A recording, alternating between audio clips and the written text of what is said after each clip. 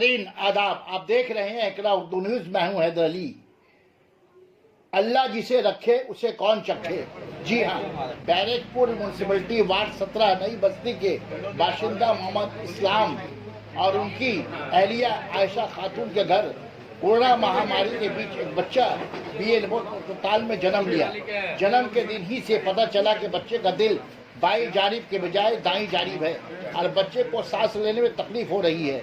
BN अस्पताल के डॉक्टरों ने वालिदैन से कहा कि 12 दिन का ये बच्चे का इलाज BN अस्पताल में नहीं हो सकता, इसे कोलकाता के किसी बड़े अस्पताल में दाखिल करवाएं।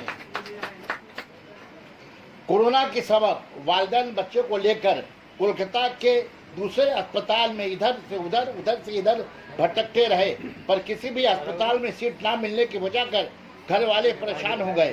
वार्ड 18 के कोऑर्डिनेटर नौशाद आलम ने इस बच्चे के मुतालिक जब बैरकपुर म्यूनसिपलिटी चेयरमैन उत्तम दास से राब्ता कायम किया तो उन्होंने फौरन राज चक्रवर्ती तृणमूल उम्मीदवार से राब्ता की और राज चक्रवर्ती की कोशिश से प्राइवेट अस्पताल में बच्चे की इलाज हुई। और अब जबकि बच्चा 2 महीने का हो गया है, तंदुरुस्त और चुस्त है, आज बैरकपुर MLA राज चक्रवर्ती इस बच्चे से मिलने मोहम्मद इस्लाम के घर पहुंचे। साथ ही साथ चेयरमैन उत्तम दास, कोऑर्डिनेटर नौशाद आलम, कोऑर्डिनेटर शेख राजा और तृणमूल के दूसरे बड़े रहनुमा भी मौजूद रहे। राज चक्रवर्ती का घर वालों ने शुक्रिया अदा किया। বলছি দাদা কি ঘটনা এইটা হচ্ছে ঘটনাটা হচ্ছে একদিন রাত্রেবেলা হঠাৎ করে আমার কাছে একটা ফোন আসে। সেটা ব্যারাকপুরের 18 নম্বর ওয়ার্ডের যে আমাদের কাউন্সিলর নওশাদ আলম, ও আমাকে ফোন করে যে তার এরিয়ার একটি বাচ্চা লাস্ট 2 দিন ধরে খুবই অসুস্থ এবং হসপিটালে ঘুরে বেড়াচ্ছে। তখন করোনার খুব হাইপ চলছে, মানে কোথাও বেড নেই, কিচ্ছু নেই, মানে আর সবই কোভিড হসপিটাল মোটামুটি। তো তখন বলে যে আমার কোনোভাবেই বাচ্চারা 14 দিন বয়স, 2 দিন ধরে অক্সিজেন লাগিয়ে রাস্তায় মানে বসে রয়েছে, মানে কিছু একটা দরকার আর কি। আমি যখন জানতে পাই সঙ্গে সঙ্গে ওকে কথা বলি এবং চেষ্টা করি, সারা রাত্রির ধরে আমরা ফোন করি এদিক ওদিকে। যখন রাত হয়ে গেছে অনেকে ফোনে পাওয়া যাচ্ছিল না, বাট সকালের মধ্যে ওর একটা ব্যবস্থা হয়, ওকে হসপিটালে ভর্তি করা হয় এবং হসপিটাল কর্তৃপক্ষ ভীষণ যত্ন নিয়ে ওর চিকিৎসা করে এবং ও একদম সুস্থ। তো বাড়িতে আসা, আমি রোজই ওর খবর নিতাম, তো আজকে ওর বাড়িতে আসলাম দেখতে যে ও কতটা সুস্থ আছে এবং কী আছে। আর বাচ্চাদের উপর আমার একটা দুর্বলতা আছে, আমার সঙ্গে আমাদের চেয়ারম্যান উত্তমদা রয়েছেন, আমাদের কাউন্সিলর নওশাদ আলম রয়েছে, আমাদের কর্মীরা সবাই রয়েছে। আমরা যাই করি, যে কাজটাই করি, আমরা সবাই মিলে করি এবং ওই সবার সাথে আছি, সাথে থাকি। কি সমস্যা ছিল বাচ্চাটার মূলত? বাচ্চাটার মূলত সমস্যাটা আমার মনে হয় সেটা একটু শ্বাসকষ্ট ছিল, একটু ক্রিটিক্যাল ছিল। হ্যাঁ, একটু শ্বাসকষ্ট ছিল, হার্টের একটা ইয়ে ছিল, ক্রিটিক্যাল ছিল, রাইট সাইডে ছিল। হ্যাঁ, তো বাঁ সাইডে ছিল, মানে সবার বাঁ সাইডে হয়তো, ওর মোস্ট প্রবলি ডান সাইডে ছিল, এরকম একটা আমার কাছে খবর এসেছিল। বাট যাই হোক, এখনও পুরোপুরি সুস্থ, ওর বাড়ির লোক একদম খুশি, হ্যাপি।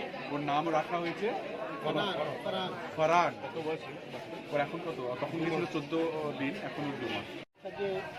তোমারও বাড়িতে রয়েছে বাচ্চা, মানুষের যদি উপকার করতে পারি, মানুষের সেবা করার থেকে ভালো আনন্দ আর কিছুতে তুমি পাবে না, কিছুর মধ্যে নেই। মানে তুমি ঐশ্বর্য হোক, প্রচুর তোমার টাকা পয়সা থাকতে পারে, প্রচুর তোমার কাছে জীবনে আমি ফেম থাকতে পারে, অনেক কিছু থাকতে পারে, কিন্তু মানুষের উপকার করার মধ্যে, যে মানুষের পাশে থাকার মধ্যে যে আনন্দ, সেটা আমার মনে হয়।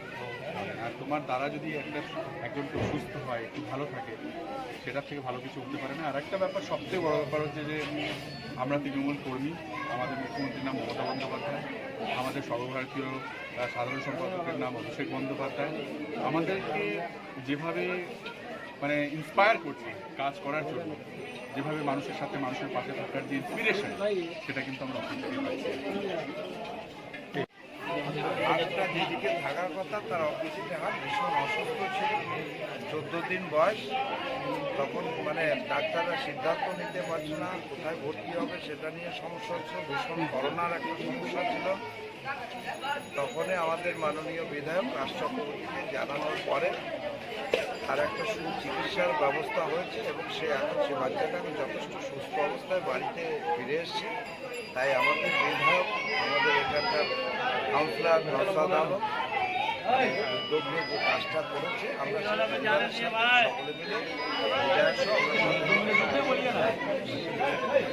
এখন ভালো আছে।